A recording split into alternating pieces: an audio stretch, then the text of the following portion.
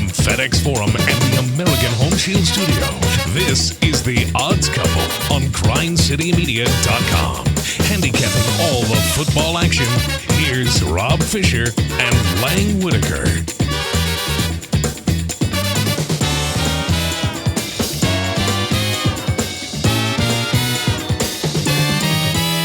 Hello, good people. Welcome to The Odds Couple.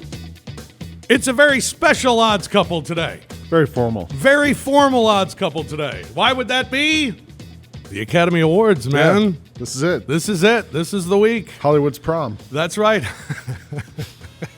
Our prom, kind of, yeah. So, although I might be on the wait staff. Can I get some more bread, sir? Yes, right away. We got a busy show for you this week. We will recap Super Bowl 54 as the Kansas City Chiefs are Super Bowl champions. Sorry, John Roser, but good game. Meh. Lang Whitaker is here. That was John Roser. I'm Rob Fischer. We'll talk about Super Bowl 54. Lance Taylor's going to join us to put a wrap on the NFL season. And then a very special guest, Chris Herrington's going to join us as we are going to break down the Oscars on a day that really reminds me of a lot of my years in radio, talking about something I have no idea about. Well, that's not a qualification. That's what we do most of the time is talk about stuff we don't know about. But I enjoy this because now, you know, with the travels and everything, get to find out what I need to watch, what I have to see. I've done my homework. I've watched a lot of these Oscar-nominated Best Pictures. Good. I think Chris has seen most of them, if not all of them, so should be a little bit of a complete baseline of knowledge here about these movies. That's right. Hey, Fish, stop lying. You just wanted an excuse to dress up in a suit again. That's true. On a non-game day. I do like this. Yeah. And just to tease, I'll be wearing this Sunday, the day of the Academy Awards. That's I'll be nice. wearing this in D.C. on Sunday. Okay, yeah. I'll quick wash and then ready for Sunday. All right, well, let's talk about the Super Bowl. The Kansas City Chiefs will win it 31-20 in it was a close game. It was a good game. When it got to 20-10, I think myself, Chiefs fans, thought 10-point deficit to the San Francisco team feels like 20.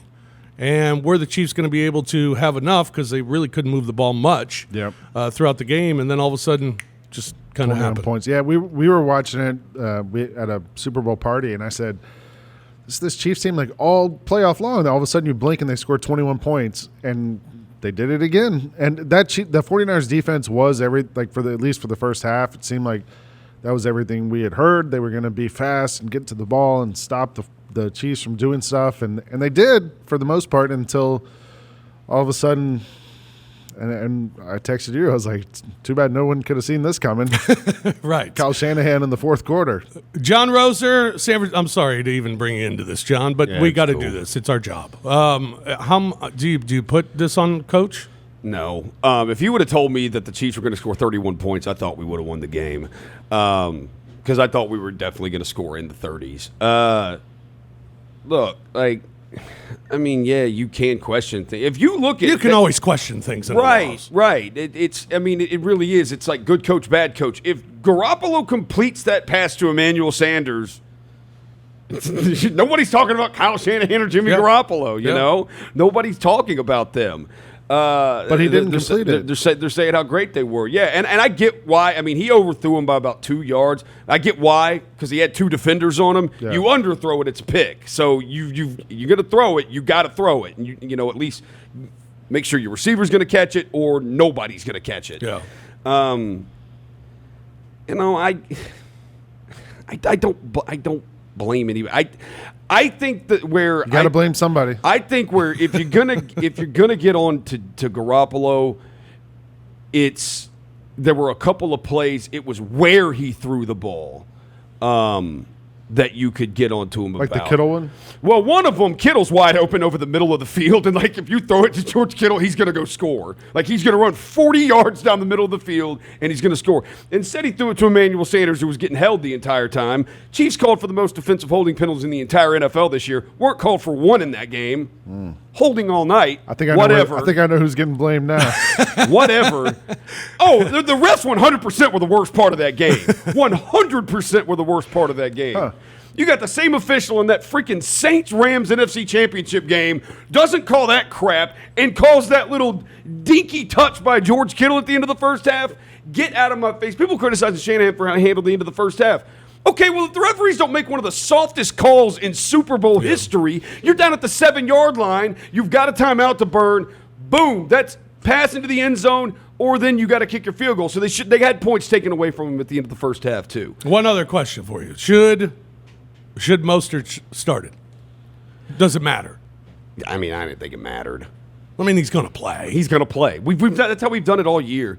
And then people, like, I know the 4th and 2 from the 24, and Shanahan kicked a field goal or whatever, and people are like, that's plain. Dude, that's how he's done it all year. Yeah. And it worked all year. So, I mean. I think for San Francisco, to take a positive out, you made it to the Super Bowl, number one. And we were probably 2 years ahead of schedule. And absolutely. I think this is good scar tissue for the San Francisco 49ers. I mean, Shanahan's got a lot of scar tissue there. And we only have 3 unrestricted free agents. So, like, you'll be back. It's Emmanuel Sanders, Eric Armstead, and Kittle. And, Kittle's not going anywhere. They're not letting him go anywhere. So, we're going to bring back a ton of guys. We don't have a ton of draft picks. We traded a lot of those. But we've still got our first-round pick, and we got some other picks. So, we'll be back. Patrick Mahomes named MVP, 26 of 42, 286 yards, 2 scores, and 2 picks. Mahomes on the comeback win. So take it one play at a time. I believe in the guys I have around me. I believe that we're going to go down there and find a way to score, and we did. And I think it's credit to all my teammates. I mean, honestly, just for them to believe in me after how I was playing in the third quarter, and believe that I'm going to go out there and keep fighting and keep throwing it no matter what. And those guys were making plays. We came up short last year. We understood how hard of a challenge it was to get into this position again, and we found a way to do it. And we understand next year that when we come back and we enjoy this, and then we come back next year, it's going to be just hard. The same amount of tenacity and dedication every single day if we want to be here. And so I think we take it 1 year at a time, 1 day at a time, and try to put together great years. And then at the end of it all, we'll have no regrets on where we're at. Was really close to saying hardness. Yeah, just hard. Where I don't know where he was going to go. You can't count out a guy who's Patrick Mahomes. I mean, awesome. Yeah, he's a great quarterback. We talked about it last week. He wasn't going to be rattled. And to have the start of the game that he had, he wasn't rattled. And when they needed him most, he came through. In the second half, when they were behind, at no point when I was watching the game was I just always felt like he was in control of it and he was going to make something happen. He has like that it thing that you can't teach, and it's there. You're just waiting for it to happen, and he did. Yeah, Andy Reid gets the big Super Bowl win and gets, I guess, a big monkey off his back. I mean, if Andy Reid loses a Super Bowl, it's again, boy, Andy Reid just can't win the big one, which is crazy. His second Super Bowl appearance, but he does get the win, and afterwards he was happy for his group. Yeah, so the guys, just last year losing to the championship game, I think the effect that had on the guys that they felt it getting that far and then being that 4 inches off. And it wasn't D Ford, it was all of us. I mean, we were all 4 inches, we could have done 4 inches better. And so this off season, they put their mind to it, and as did the coaches, and everybody upped their game. And, this is the result. I mean, it's phenomenal. I'm not sure it's all sunk in, but it's awesome right now, Yeah, listen, I'm happy for the Hunt family, most of all. I mean, they've been through a lot over the years, and for them to have this back in their hands, I think is tremendous. And then for the city of Kansas City, it's great. I mean, I joked the guys over here about there are going to be some burn-ins flying tonight, man. So I wish I was there to join them. Great for Kansas City Chiefs fans, and I used to be a season ticket holder for the Chiefs, and it's an amazing place. The fans are just diehard, and they've been so good for a long time. Just haven't been able to get there, and haven't been able to reach the pinnacle, and to finally do it. It's pretty awesome. I'm happy for him. You mentioned the monkey being off Andy Reid's back, and I feel like it jumped off his back and landed on Shanahan's back because. It will be. Going forward, it's going to be. The minute the game ended on Twitter, like I follow a lot of Falcons fans, everyone was saying, it wasn't Dan Quinn, it was Shanahan. It wasn't Matt Ryan, it was Shanahan. And he's done it twice now in the Super Bowl, so I don't know if he's done it, whatever. He's lost twice in the Super Bowl, had a lead in 2 Super Bowls in the fourth quarter and blew it twice. So That will be with him. But San Francisco gets the Super Bowl next year. What will people talk about with Kyle Shanahan? They talked about it this time, and he wasn't even the coach of the Falcons. Yeah. So, great for Andy Reid. I'm glad for them and for the Chiefs fans. Yeah. Shanahan afterwards talked about the tough loss for the Niners. I mean, they're not a team that does it every drive. They get a little bit hot and cold, and they can score very fast. I mean, that's why they're 2 playoff games that they were a little cold to start, and they were down, and by halftime they had fixed that on both games, and that's how that team is. The team doesn't just do it every single drive, but it's a matter of time, and they got a lot of plays. We didn't convert those third downs there in the fourth quarter, and when you don't convert those third downs and you don't get an explosive run, you end up giving them too many chances. Just hurting. I mean, guys put it all out there. They've done it all year, from the first game to the last game.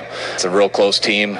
Everyone's disappointed, and they should be. I wouldn't expect anything different. And guys put their heart into this season and came up 1 game short.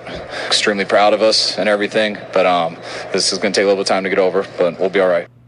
They'll be all right. That's tough, man. It's tough. I mean, Andy Reid's, like you said, had the monkey on his back for a while now. And it's been exchanged. Yeah, now it's it's going to be really, really. I think it's harder to do it with this baggage attached to you than it is just if you're some coach going to the Super Bowl for the first time. Now he's got to deal with this. He's going to ask about it for the next whatever until he wins one of these things. And I think it was a question though for San Francisco going into the postseason. Haven't been there. Horrible season last year, 4-12. Come back this year, suddenly you're the favorite.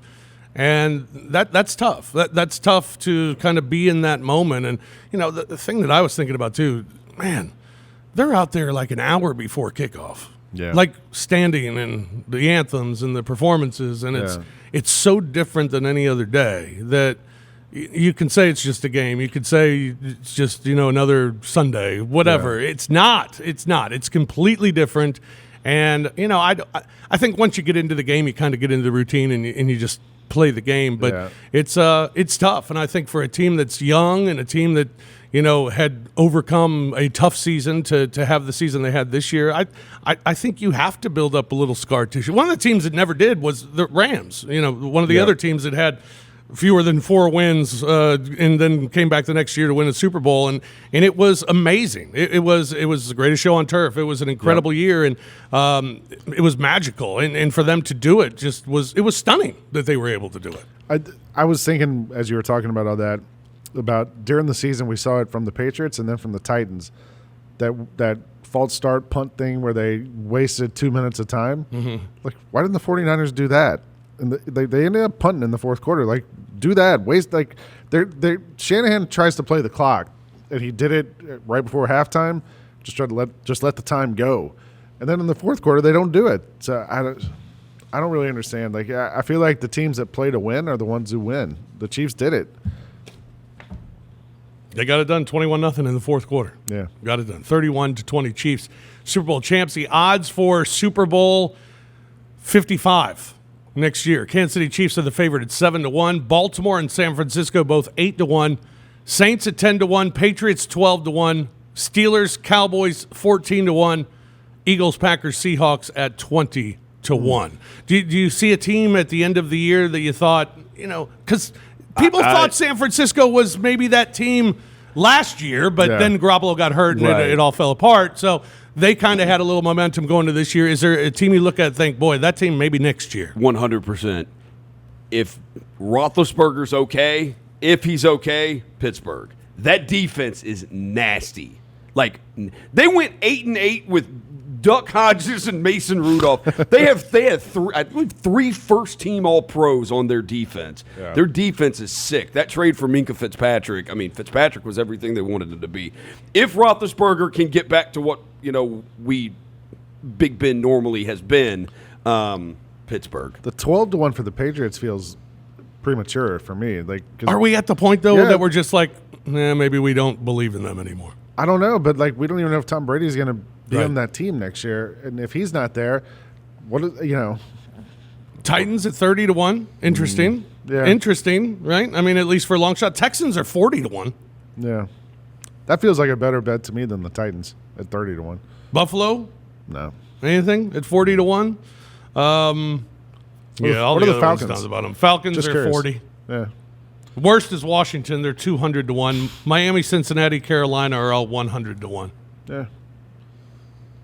What about Carolina at 100-1? No. What was it? What's Matt Arizona? Rule? Arizona's at 80.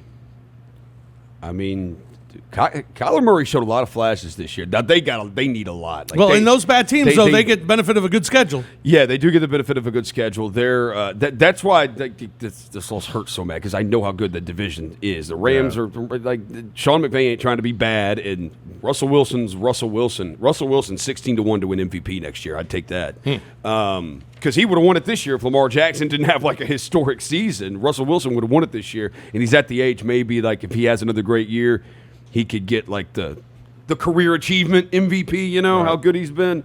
But I know Seattle and Arizona. They're coming eventually. All right, now football doesn't end. However, the XFL about to get started. The Renegades are plus 300 favorite in the XFL. What city are they from? I don't know. Anybody know? I was going to ask you I know guys. the I was going to do Battlehawks some are trivia. St. Louis. Battlehawks are second to worst at plus 800. Yeah, their quarterback's the kid from Ole Miss, Tamu. Yeah. Yeah, he couldn't get Ole Miss to a bowl game with A.J. Brown and DK Metcalf. Wow. Renegades are the favorite. The Guardians, they're next. Who are the Guardians? I don't know. Don't know what city they're in. Vipers, they're third at 500. That might be Tampa. Okay. Wildcats, Yeah. plus 550. Defenders, plus 700. Is Goldie Hawn coaching the Wildcats? And Woody Harrelson and LL Cool J. And Wesley Snipes. Yeah. Roughnecks, plus 750. Battlehawks, plus 800. Then the Dragons. Yeah, At Seattle. plus 1,100. Seattle's the Dragons. Oh, my See, goodness. we had to throw a movie reference in because it's Oscars are coming up. That's right. Nice callback. Yeah. I know Seattle's the Dragons because I looked at the XFL standings and it says Sea Dragons. Oh, the Sea Dragons. And I thought, like that's that. pretty cool, Sea Dragons, but it's actually Seattle Dragons. Dragons. Yeah, all right. Yeah, the New York Guardians. New York Guardians. The Los Angeles Wildcats. Okay. DC Defenders. Houston Roughnecks.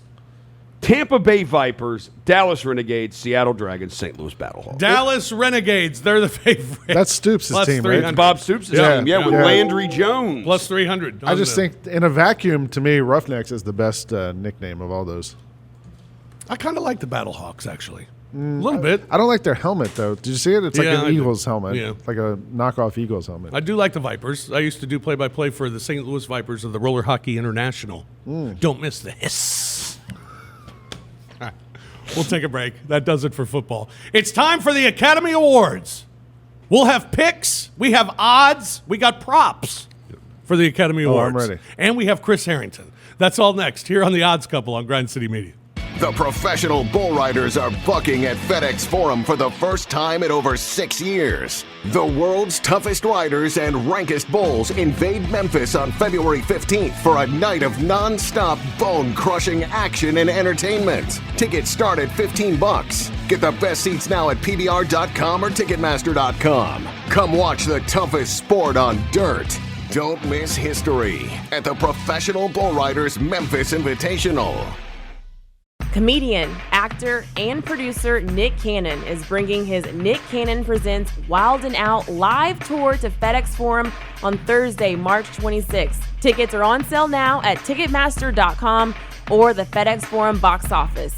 But it's FedExForum.com for more details. Celebrate 25 seasons of Grizzlies basketball with $25 tickets. When your Grizzlies throw back another Hardwood Classics night on Wednesday, February 12th against the Trailblazers, select Plaza and Pinnacle level tickets will be just $25 per seat. This offer is only available at the FedEx Forum box office while supplies last, so hurry and celebrate 25 seasons with this great throwback offer.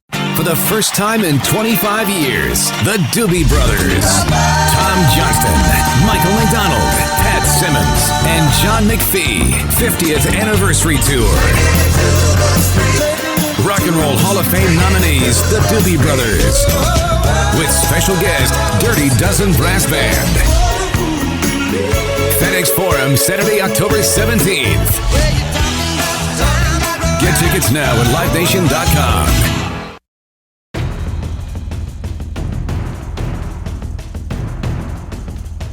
Welcome back to GrindCityMedia.com, live from FedEx Forum and the American Home Shield Studio. Now, here's more of the Odds Couple, Rob Fischer and Lang Whitaker.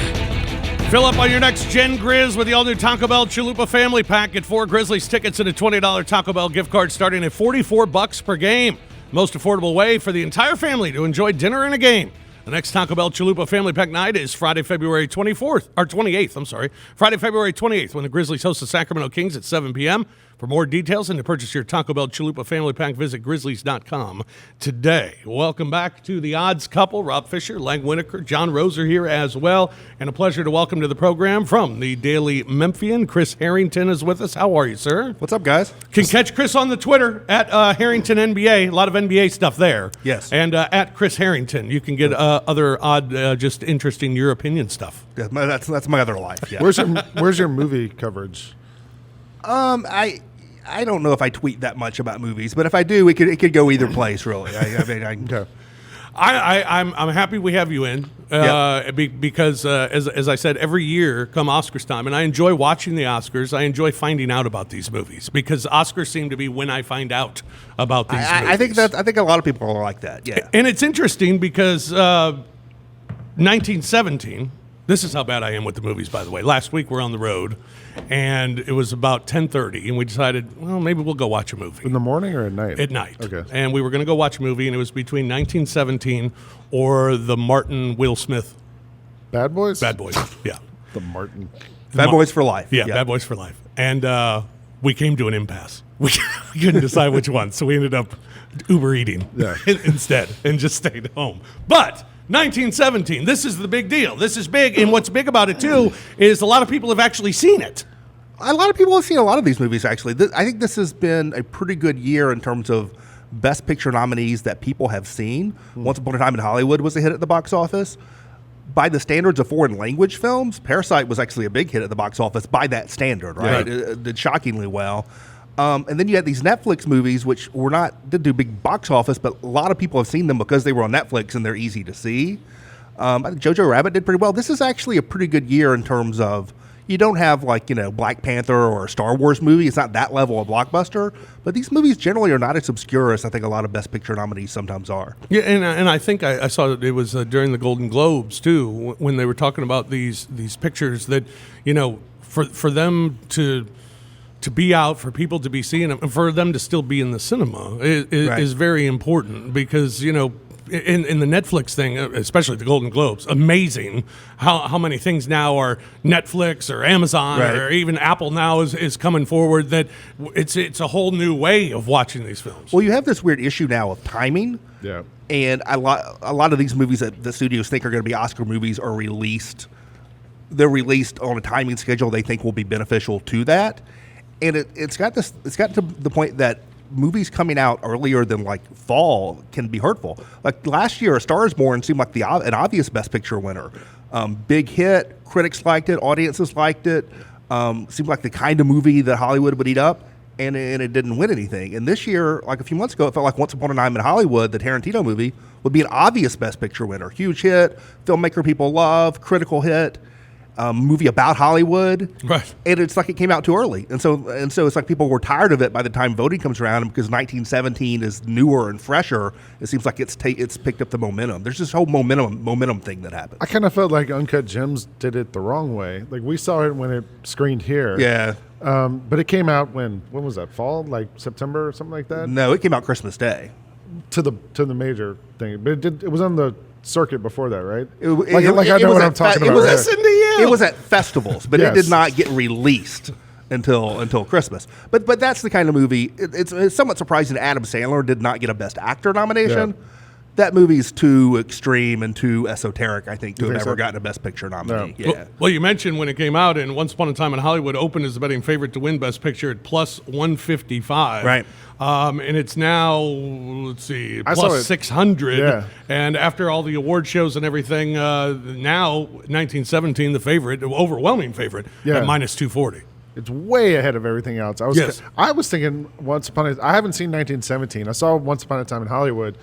And I thought, well, this is a perfect Best Picture winner. Yeah, no, it totally is. But so was A Star Is Born a year ago. Yeah. And then you look up but like you said, Once Upon a Time in Hollywood, it's a movie about Hollywood. That's what the Academy voters always vote for, stuff about making movies. With big stars and a big filmmaker, and it was a hit commercially and critically. Yeah. And I think, to me, it's one of the 2 or 3 best movies in the race.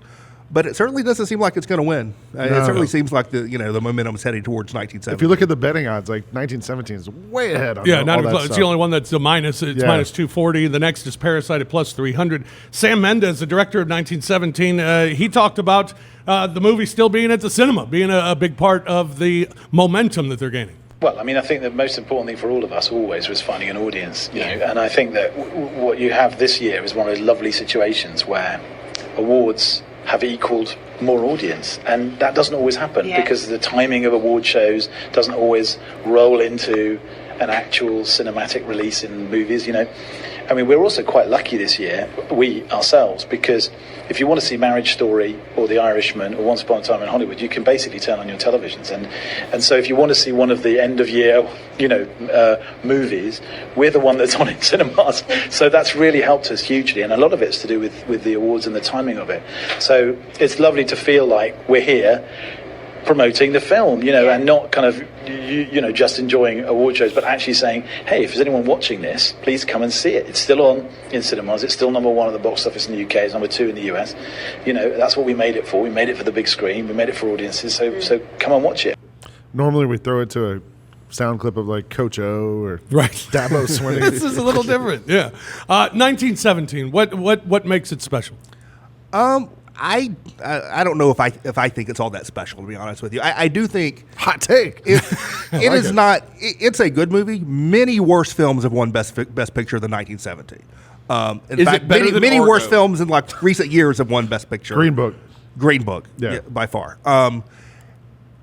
But to me, there are several movies that are better. 1917 is a World War I, epic. And it's shot by this cinematographer named Roger Deakins, who's done a lot of Coen Brothers movies and sort of one of the few like name brand cinematographers. And it is brilliantly shot. It is not some of the publicity around it makes it sound like it's all one unbroken shot. It's not, but it's constructed in a way that it seems like it is. And so it's this journey that happens in real time on the battlefields of World War I, and the camera is following this one soldier through like this 2-hour journey in the middle of a battle. And so it is a good movie, and the construction of it, the editing, the cinematography, and just the way it's visually put together is pretty great. I don't personally think it's one of the better overall films in the race, but it's a good movie, and if it wins, you know, it will be no travesty. And interesting, it was before the Golden Globes was a plus 1,400 underdog, and now is a minus 240 favorite. Now, last year, as you mentioned, Green Book was plus 300, upset the favorite Roma, which was minus 280. Right now, 1917 at minus 240. Parasite plus 300. Once Upon a Time in Hollywood plus 600. Joker plus 1,500. The Irishman plus 6,000. And then you have Marriage Story, Jojo Rabbit, Little Women, and Ford versus Ferrari. Those last two at 20 plus 20,000. Who's got the best? Which movie's got the best shot to upset 1917? Oh, to upset 1917. I mean, it seems like it's Parasite. I would have thought Once Upon a Time in Hollywood, but it doesn't seem like that's the case anymore. And so it seems like if 1917 is not going to win, it's going to be a Parasite win, which would be unusual. But, you know, 3 years ago, Moonlight won, and that sort of set a precedent that something that is smaller and a little bit odder, but that people really, really love can break through and, like, pull an upset. And in some ways, 1917 is sort of the Green Book example of a Best Picture winner, and Parasite sort of the Moonlight example of a Best Picture winner. It's far more frequent that a Green Book style movie wins Best Picture than a Moonlight style movie, but Parasite could break through. I watched Parasite the other night and didn't really know much about it going into it, other than it was like an award, you know, favorite. And I watched it. I thought, wow, this is a really good movie. But then, like in the couple days after it, I've found myself thinking about it more and more and more, and realizing like it was a lot better than I even initially gave it credit for being. It kind of stayed with me. It's made by the South Korean filmmaker Bong Joon-ho, who's had lots of other movies that have gotten distribution in the United States and have been successful. So he's a well-regarded international filmmaker. He makes sort of genre movies. So his movies, if you can get past the subtitles, are actually pretty easy to watch. Like, he's not really a quote-unquote art movie director. I mean, he makes more mainstream-oriented movies. They're just South Korean, right? Which is the problem. But Parasite is a really almost Hitchcockian sort of suspense thriller kind of movie that has a lot to say about the world right now. And to me, is easily one of the 2 or 3 best movies in the race. Is The Irishman 20 years too late? It's 20 years too long. I watched yeah. Well, that's a problem too. To me, The thing about The Irishman is that it it's not 20 years too late because it's about that extra 20 years. It's a movie about old people that is about being old, made by someone who is old. And that's sort of what the movie's about. And so it might be too long. That's a different debate. But if you go into The Irishman expecting to see Goodfellas or Casino, you'll be disappointed because it's very intentionally not doing that. I mean, the funny thing to me about, and it tells you right off the bat, because there's this famous scene in Goodfellas where they're going through the kitchen in this club, the Copacabana or whatever, and it's the night out and the rock and roll's playing. And the opening of The Irishman is the same scene, but they're going through an old folks' home. And it's a retirement home, and they're playing in the still of the night, and you arrived with an old Robert De Niro, confined to his wheelchair. And it sort of tells you off the front, this is a movie about aging. That's what this movie is about. And that, people love watching movies about aging. Yes, no, I mean, that's true. Joker. I hated it. Did you really? It's the only. What about the performance? Oh, I mean, Joaquin Phoenix is really good as an actor in anything he does, and so I have to grudgingly admit, it is a great performance so far as it goes. But to me, this movie has nothing on the brain.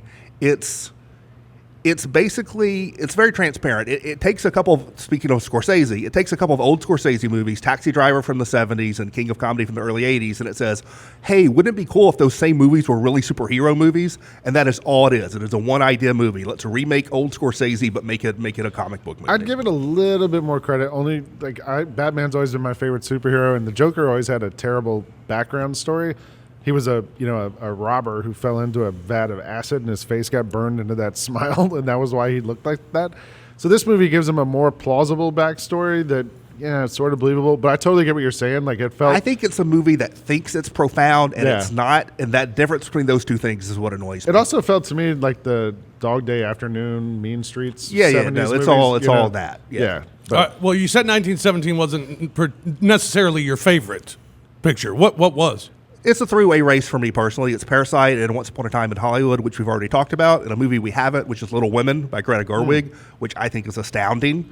I saw it twice, and the second time I saw it, first time I saw it was on a screener on my television. Then I saw it in the theater finally, and it just knocked me flat. I think it's a brilliant, brilliant film. Those are, to me, the three head and shoulders above the rest. My question with that is, I haven't seen her version of it, but I've read Little Women. I've seen 20 other versions of it. What makes this one different? This is why it's so special. Because you say this movie's the same material's been adapted 8 times. What's the point?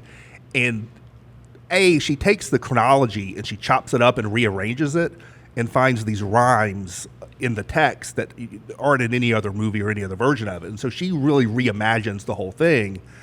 But she also sort of brings a modern sensibility to it that's sort of a commentary on the book itself in a really interesting way.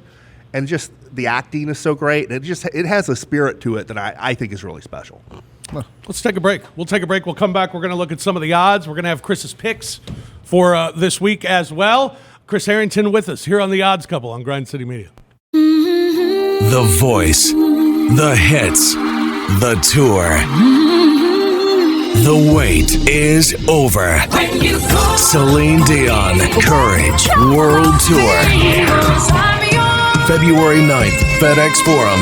The first North American tour in over a decade. Reserve seats on sale now at Ticketmaster.com. Celine Dion. Produced by Concerts West. Get tickets now. Having sold more than 100 million records worldwide, the iconic Cher returns. Here We Go Again Tour 2020, performing hits spanning her entire career. FedEx Forum, March 16th. Featuring special guests Nile Rodgers and Chic. Get tickets now at LiveNation.com. For more, visit Cher.com. Grammy Award winner James Taylor and his all-star band are returning to FedEx Forum on Saturday, June 27th with special guest Jackson Browne. Tickets go on sale to the general public on Friday, February 7th at 10 a.m. at Ticketmaster.com or at the FedEx Forum box office. An exclusive FedEx Forum presale begins Thursday, February 6th from 10 a.m. through 10 p.m. to all Memphis Grizzlies MVP season ticket holders, Grizzlies e-News subscribers, recipients of FedEx Forum event alert email communications, or by connection with FedEx Forum and the Grizzlies on their social sites. Welcome back The Odds Couple on GrindCityMedia.com. Live from FedEx Forum and the American Home Shield Studio. Here's The Odds Couple, Rob Fischer and Lang Whitaker. Back by popular demand, Tyler Perry's Medea's Farewell Play Tour returning to FedEx Forum on February 7th. Tickets are on sale now at Ticketmaster.com and the FedEx Forum box office. Visit FedExForum.com for more details. You got your tickets, Fish? I got my tickets, yes, sir. We welcome you back, everybody, to The Odds Couple. We're talking Academy Awards and the Oscars. Chris Herrington from the Daily Memphian joining us here on the program. Thanks for coming. Thanks. Great stuff. I want to ask you about some of these odds, and I want you to give me the best chance of upsets in these categories. Okay. We already talked about Best Picture. Best Director, Sam Mendes, is a minus 650 on that category. It's not unusual for there to be a split, actually, between Best Director and Best Picture. And so if 1917 really is going to win Best Picture, it wouldn't surprise me at all if someone else won Best Director or vice versa. Right. And so if you got some kind of split between 1917 and Parasite in the two categories, one way or the other, I think that would not be a shock. So Bong Joon-ho pulling an upset with Parasite, I think, is a possibility. Plus 350 there on those odds. There's never, am I right? There's never been a foreign language film that won Best Picture. No, but last year, Roma did not win Best Picture, but Alfonso Cuarón, the Yeah. director, did win Best Director for a Mexican language film. So not only is there a precedent, there's a precedent last year for this very thing. Best Actor and Actress, actress Renee Zellweger from Judy, minus 2,000. I don't understand the Renee Zellweger thing. This is a thing that happens in Oscars, and it usually happens around the Best Actress category, where there's this movie that no one has seen. I've actually seen it. I'm one of 15 people who've seen Judy. Was it in theaters? Like I don't Briefly. Yeah. There's this movie that no one has seen, but it's sort of a novel role with a novel actress, and everyone just decides on the front end, okay, this is going to win Best Actress. But no one's seen it, and people who have seen it don't really like it, and I don't understand why this consensus builds around it. Did you like it?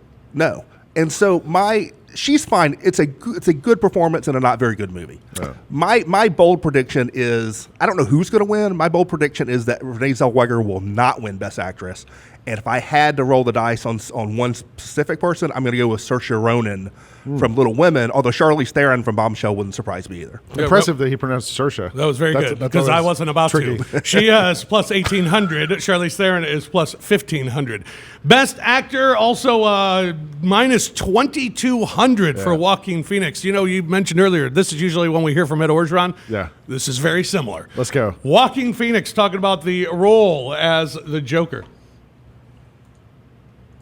Scott Silver and Todd Phillips, you tricked us.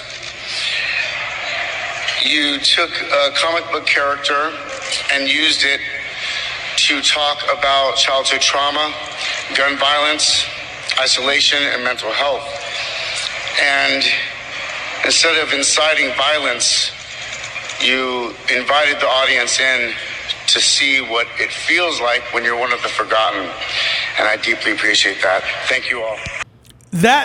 Hearing what you said earlier and thinking about what he said in that kind of, to me, comes together of they think it was maybe a little more profound and deep. I mean, is that really what you take from seeing the Joker? You can. I don't. This is a movie that thinks an awful lot about itself. And to me, it does not accomplish nearly what it thinks it does, and that is probably what irritates me about it. People can disagree on that. The Joaquin Phoenix is a great actor. He's been better in other things to me, but he certainly, this movie would be far worse if he wasn't in it. I was going to say the one thing that made this movie, that made me make it through the whole movie, was just watching him. Yeah, he was good. So I think he'll probably win. I would probably, if I had a vote, I'd actually vote Leonardo DiCaprio probably in Once Upon a Time in Hollywood. And if I had to pick an upset, I guess I would pick that, but I don't think there'll be an upset. I think it'll be Joaquin Phoenix. Leonardo is plus 2,000 on that list. Best Supporting Actor and Actress, big favorite for Brad Pitt on Once Upon a Time. Yeah, I think Pitt will win, and I think he should, although Joe Pesci is really great in The Irishman, and if I had to pick someone else, that's who I would pick. I just felt like 800. when I watched Once Upon a Time, the whole time I just felt like Brad Pitt was playing Brad Pitt. But see, that's classic movie acting. Like Cary Grant always plays Cary Grant, and Cary Grant is awesome at being Cary Grant. Yeah. So I actually like that type of Hollywood acting when it's good. That's Denzel Washington too. Yeah. Denzel plays Denzel. Yeah. Best supporting actress, Laura Dern, the favorite, minus 1,600 for Marriage Story. I sort of also don't get this one. Laura Dern's great, but that role, that performance did not seem like, to your point, and maybe I'm sort of going against what I just said about Brad Pitt, that performance to me was not much of a stretch. It felt like she just had an extra glass of wine at breakfast that morning and just walked onto the set. It was like, hey, I'll do my same character from Big Little Lies, but I'll to me, I think she'll probably win. To me, Florence Pugh in Little Women was one of the best acting performances by anybody in any movie this year, and that's who I think should win. And if I had to pick a second one, I would pick her, but I do think Laura Dern will likely win. Florence Pugh plus 1,000. Best animated feature, Toy Story 4 is the favorite. Much like you, Rob. I did see Toy Story 4. Yeah, I did. You have seen more movies in this category than I have. I did see Toy Story 4. Yeah. I boycotted animated features this year. Minus 500 for Toy Story 4. I assume it'll win, but I don't know. Yeah. It's got to win. I saw that one too. It was so good. That was a really good movie. Like not just animated. It was a good movie. Shout out to Toy Story 4. That's the only movie I saw this year. Shout out to Toy Story 4. What's another category that sticks out to you? I don't want to go through every single one of them. Well, Parasite's going to win best foreign language. I think Roger Deakins will win Best Cinematography for 1917. People don't probably pay much attention to Best Hair and Makeup, but I really like Bombshell in that category because if you watch Bombshell, if you don't know on the front end that Charlize Theron is the star of this movie, you might get halfway through and have no idea Charlize Theron is the star of this movie. Yeah. Like, it's pretty – part of that is her performance, but she just looks and sounds like Megyn Kelly. I saw the promos, and I actually mentioned to my wife, I was like, wow, that does not look at all like Charlize Theron. And apparently they did prosthetics on the eyes and a bunch of other stuff. Yeah. She looked totally different. But what I'm rooting for most is Greta Gerwig to win Best Adapted Screenplay for Little Women. All right. Here are a couple of props for you. Okay. All right. Who or what will be mentioned first in the opening monologue? All right. Ready? We got Australia wildfires are the favorite at plus 150. Climate change at plus 250. Donald Trump plus 300. Iran and or Iraq at plus 650. Ricky Gervais at plus 1,000. Greta Thunberg plus 2,000. Puerto Rico plus 2,500. Harvey Weinstein plus 4,000. And Chet Hanks at plus 5,000. I didn't think there is an opening monologue. There's no host, right? There's no host, but they'll do something. Last year they opened with Queen just performing. Yeah. So they'll do something. If there is some kind of a monologue, I'm going to go with the upset pick with a Ricky Gervais joke. Okay. I'm going to go with an upset here. If there is an opening monologue, it will be delivered by Billy Crystal. Oh, all right. About that? All right. That's off the board. Academy you get favorite. Good money there. Yeah. Will Brad Pitt bring a date to the Oscars? His mom. Yes is plus 170, no minus 250. Yeah, he'll bring somebody. I have not been. I know there's been news about Brad Pitt's love life lately. I have not been keeping up with it. There was photos of him backstage at the People's Choice, maybe somewhere, with Jennifer Aniston, just like shaking hands. But people went crazy about that. If he showed up with her at this thing, like that would be the best PR move he's done in the last 5 years. I think the mom is a good bet. Yeah, I like that. Does that count as a date? Bradley Cooper used to always bring his mom to this thing, so I don't. Maybe Pitt'll do that. Got to ask at the window if that qualifies as. I mean, that's like last week's. What's a twerk? What's a twerk? That's right. And that takes us to the other Brad Pitt prop. Will he hug Jennifer Aniston on camera during the Oscars? Yes, is plus 500. I don't think they hug. Is she going to be there? Is she presenting or something? She's a TV actress now. She's like, right. She's stick to the Golden Globes where they do both. Damn! You just called Jennifer Aniston a TV actress. I mean, there's a line about that. It's true. Isn't it in Booksmart? There's a line about that where they're like, no, she's in. They're like, if you're in movies, if you're in a movie, it doesn't make you a movie actress. Right. I think it was in that movie. They're talking about her in that. No on the hug is minus 900. I'm going so, no. Yeah, you got to put down 900. I'm going to say no because there's a good chance they don't get the opportunity. All right, so we'll say lay off on that one. Yeah. I'm saying they make out. They make out? Yeah. Okay. Rose are still feeling the Super Bowl. Go. Yeah, you're still living the halftime props from last week. All right, time for Chris's picks for this week as well. Got 5 picks from you for this week. Five bets. Joaquin Phoenix, of course, best actor. Yeah, that seems like about one of the safest on the board. Supporting actor, Brad Pitt. Yeah, I mean, it wouldn't shock me with Joe Pesci, but I get to this thing with Oscars where I don't want to pick things I don't want to happen, and that sort of brings me down. I do actually want Brad Pitt to win, and I think he's the favorite, so I like that. The biggest favorite on the board, foreign language. This one's runaway. No one else has a chance, right? It would be a shock if Parasite did not win. Minus 6,000 for Parasite. Cinematography. Yeah, 1917, Roger Deakins. That movie is known because of it. It's a rare movie that is known because of its cinematography. Like, that is the reason it's a big deal, and so I can't imagine him not winning. Hair and makeup. Yeah, I talked about that earlier. Charlize Theron. A lot of it's her performance, but whatever they did is so subtle with the makeup that you really have to stare pretty hard to see the Charlize Theron in there and not the Megyn Kelly. If people had time to go see one movie before the Oscars on Sunday, what should they see? I'm going against the grain here. I really think Little Women is great, and it's great in a way that I think a lot of people will not see it because they don't think they'll like it. And I think it bring the whole family. I think it's great. I would also say, like, do you have to see 1917 in a theater? That feels like one. It feels like you should. I'll confess, I did not. I'm a member of a critics group, so I get screeners. I've seen it on a screener. I have not seen it in a theater. I probably need to. Yeah. I do think that would be helpful in 1917. I would say Parasite is worth seeing before the thing. Also, because it's on demand now. You can just watch it at home. So that makes that easy. Yeah, absolutely. Where will you be for the Oscars? Oh, I'll probably be at home, but I will be watching. Will you dress up? We'll not dress up, but we'll probably order some pizza. Get the wife and the kids and the dogs. We'll gather around the TV. Harrington's going to be sitting on his couch in a suit and tie. I don't know. I assume Rob sits at home. That's what I do. Well, we know you. Rob sleeps like that. This is like Speak for yourself, Rosa. Yeah, exactly. Chris, thanks, man. We appreciate it very much. Enjoy it on Sunday. Enjoyed it today.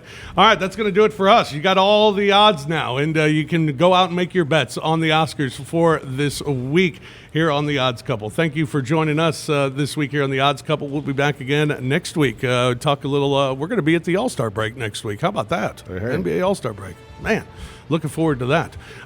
Thank you for joining us here on this special edition of The Odds Couple Academy Awards a week, and talked a little Super Bowl as well. For Kimball and for Roser and for Lang and for Chris, I'm Fish. Thanks for joining us. Have yourself a great week. Enjoy the Oscars on Sunday.